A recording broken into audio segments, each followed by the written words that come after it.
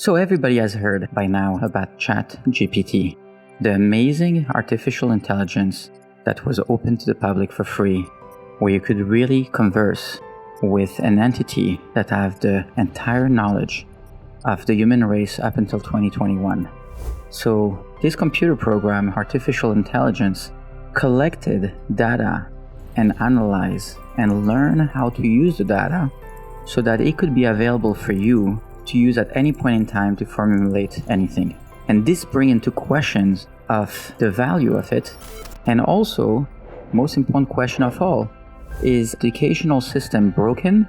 Meaning that now that the collective knowledge of the entire human race, the entire world, is easily accessible, does it make sense for students to go to school and learn things so that they could remember that information, and then at the end of the week, fill out a test to show that they have learned whatever was given to them?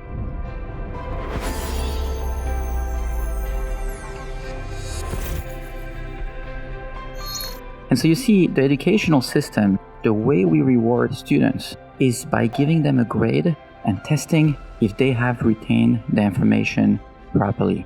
And the more perfect you are, the better of a grade you get. The Jewish system is completely different. For thousands of years, we have learned in a very, very different way. And I'll explain you how. You see, 8 hours of each day. Usually each day, you learn about 11 hours. And 8 hours of that, in rabbinical school, you are taught something completely irrelevant to practical life. The Talmud, you see, is really just the discussions to understand the mechanism, to questions why is a law this way or that way, and to look at it from every kind of angle and to be very critical of it, because really the tests that you are given in rabbinical schools are basically you putting in question everything you have learned that week, so that when you put everything in question and find the answers, it's your answers, because it satisfies your curiosity, it satisfies your search for knowledge. And so you are taught that the value of a good student is the one who asks a better question.